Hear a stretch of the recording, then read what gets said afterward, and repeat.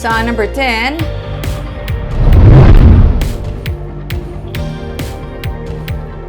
grupo sa mga animal rights advocate na balaka nga may grupo nga nagapamakal sang karne sang ido. May report si Nico Delfin. Hindi mapunggan ni Teresa Hapsay ang pagtulo sang iya luha samtang ginaistorya ang ila inagyan sa pag-rescue sa mga layaw nga ido sa Bacolod City sa sulod na sang masobra isa ka dekada. Si Hapsay ang founder sang Bacolod Aspin Rescue Kennel, isa ka animal rights advocate group nga nagatatap sa layaw nga mga hinuptanan kasubong sang ido kag kuring. Ang ginakabalak-an niya karon upod sa iban pa nga grupo among nagapakuno-kuno nga katapo sang City Pound nga nagapanakop sang layaw nga ido kag nagapamakal sang dog meat sa mga kabaranggayan. Mga bayib lang nga kapahit. Amo nang ila ginapaon para palapitan sang mga laki nga maido. Ya nang ila ginapangdakop.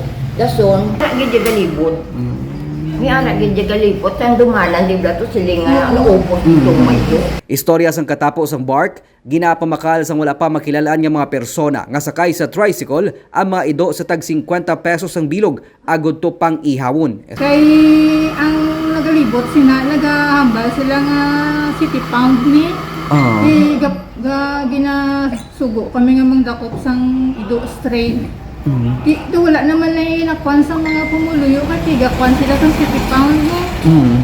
Wala pa sa may nabaton nga report si City Veterinarian Dr. Maria Agueda de la Torre angot diri.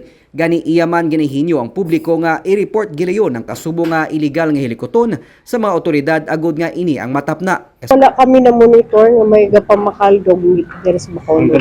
Illegal ang dog meat in a sense nga dog is not considered as food animal.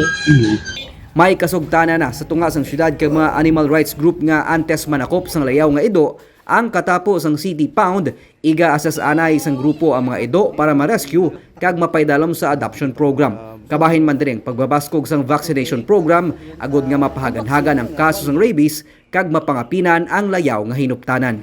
Nico Delfin para sa DG Cast Negros.